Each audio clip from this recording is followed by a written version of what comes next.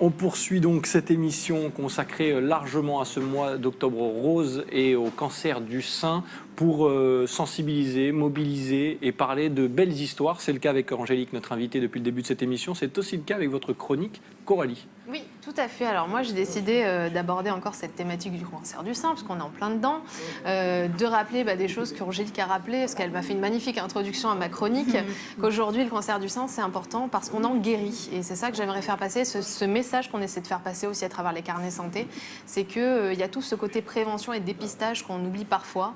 On le répète beaucoup, ces histoires de mammographie tous les 2 ans à partir de l'âge de 50 ans. C'est peut-être bête et embêtant pour certaines femmes. Mais ça a du mal à rentrer encore. Voilà, ça a encore du mal à rentrer. Puis les femmes ont peur aussi, peur d'avoir mal, peur de découvrir des choses, parce que parfois on a souvent peur de la maladie. Et effectivement, nous on le répète encore et encore, parce que c'est très important et que c'est en prenant le plus tôt possible un cancer, en le dépistant le plus tôt possible, qu'on en guérira le plus vite possible et le plus rapidement. En termes de chiffres, si on a 500 000 nouveaux cas chaque année en France, donc c'est quand même assez énorme. Ça touche également les hommes, on n'en parle pas assez, mais ça touche aussi les hommes, une plus petite portion. Mais effectivement, aujourd'hui, c'est important de répéter qu'il faut savoir se prendre en main.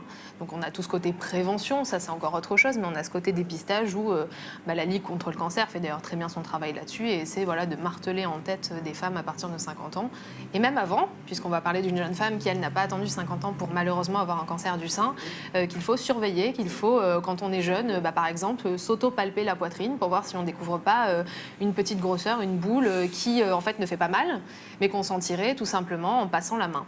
Donc effectivement, moi j'ai décidé de vous parler de Julie aujourd'hui, qui est, comme je le disais, une guerrière, qu'Angélique connaît très bien d'ailleurs, et qui a un peu ce même combat, qui elle donc a eu un cancer de stade 3 à l'âge de 27 ans, donc il y a 3 ans maintenant. On la découvre aussi sur en images. Les photos, aujourd'hui, aujourd'hui, elle est en rémission, donc c'est super, mais elle est quand même passée par 24 chimiothérapies, 40 rayons et 2 opérations. Elle était dans un essai clinique en plus, donc c'était des gros traitements très lourds.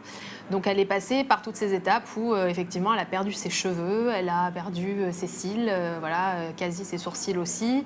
Elle était très affaiblie par la maladie aussi. Et elle aussi, ça a été du coup le point de départ d'une nouvelle vie. Voilà. Elle était juriste avant. Et effectivement, quand elle était malade, elle s'est retrouvée confrontée à un autre problème, c'est qu'elle ne supportait pas les perruques. Donc en fait, ça l'a grattée, ça l'a gênée, elle était malade en été, c'était chaud, c'était très dérangeant. Donc elle a testé de sortir avec le crâne rasé, et voilà. Donc elle a eu le regard compatissant des gens, mais comme elle me disait, quand on est une battante et une guerrière, on n'a pas envie d'avoir ce regard compatissant, bien au contraire, c'est assez gênant. Et puis je pense qu'en termes de féminité, les cheveux, c'est quelque chose de très très important aussi. Tout à fait. Et du coup, elle a commencé à se nouer des turbans sur la tête. C'est parti de là et ça lui permettait d'avoir cette sensation de se coiffer en fait, même sans cheveux. Et effectivement, les gens qui ne la connaissaient pas lui disaient « Ah mais t'as un super nouveau style » ou alors les gens même qui ne savaient pas qu'elle était malade ne s'en doutaient même pas. Et en fait, elle avait dans ses turbans mis des franges à clipser. Toutes les femmes qui sont contrariées de la frange connaissent ça. On avait les grandes surfaces qui avaient sorti des franges qu'on clipsait dans les cheveux et qui étaient à peu près invisibles. Et donc elle avait bidouillé quelque chose avec son turban. Et elle avait des franges à clipser. Et effectivement, tout le monde adorait ça. Et donc elle s'est dit, mais pourquoi pas créer ce qui n'existe pas finalement, essayer de trouver un concept qui puisse permettre de clipser ses franges plus correctement. Et quand elle était en plus malade, elle avait lancé un blog donc, pour donner des conseils un peu beauté, féminin, etc. pour se prendre en main même quand on était malade. Et un atelier qui s'appelait La tête dans les nouages. Et ça, je trouve ça génial. Qu'elle avait mis en place gratuitement à la Ligue contre le cancer. Et elle apprenait aux femmes atteintes de pathologies, et notamment le cancer du sein, à nouer ces turbans sur la tête. On le voit. Et puis c'est très naturel. C'est à la fois pratique du coup parce que forcément, ça lui permet de sortir avec une perruque qui n'en est pas une, et en même temps esthétique. Effectivement, elle a créé 7 nouages pour les 7 jours de la semaine, donc pour avoir vraiment ce sentiment de se coiffer. Et donc, elle a fait une campagne de crowdfunding, parce qu'effectivement, on parlait des banques, c'est très compliqué de se faire suivre quand on est malade. Et elle a lancé son e-shop en juin dernier. Et vous avez tout sur place, bien évidemment. On voit le magnifique petit packaging, donc avec la frange, effectivement, sur tous les fronts. Et quand vous recevez, donc maintenant vous pouvez commander en ligne votre frange, il y a 7 couleurs, donc c'est très sympa aussi, donc on peut changer, on peut être blonde, brune, un petit peu toutes les couleurs, effectivement. Et après vous mettez donc, là vous avez les turbans que vous pouvez enfiler directement sur la tête, et c'est très pratique. Et après quand vous recevez dans le packaging, vous avez la frange.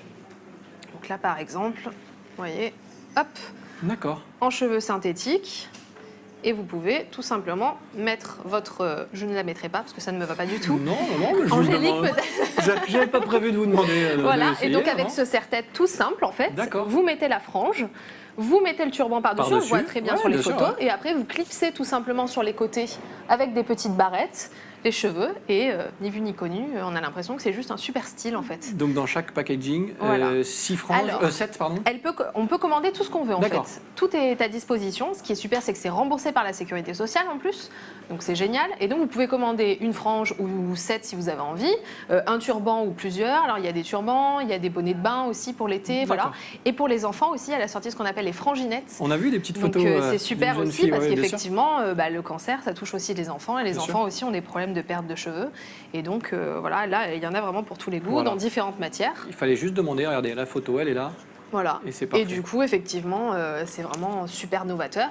Et encore une fois, on a un bel exemple de la maladie qui a porté la chef d'entreprise qu'elle est devenue et qui a su saisir des opportunités malgré cette pathologie assez grave. Une belle histoire et dans la grande émission, on est là aussi et surtout pour vous raconter de belles histoires dans ce mois d'octobre rose si Et elle important. va très bien, Et effectivement. elle va très bien. Et ça, c'est le plus Elle important. est en pleine forme. Ouais. Et si on veut avoir plus d'informations sur Julie et ses franges, on se dirige vers un site. Vers son site internet, Voilà. lesfrangines.com. Et après, vous avez aussi lescarnetssanté.fr. Bien évidemment, retrouver les carnets son santé, portrait. sinon ça ressemble aussi à cela, Voilà. n'est-ce pas? On a été complet. Oui. Merci beaucoup Coralie. Merci à vous. Et encore un gros clin d'œil à Julie des Frangines qu'on sera ravis de recevoir dans l'une de nos prochaines émissions. Ce sera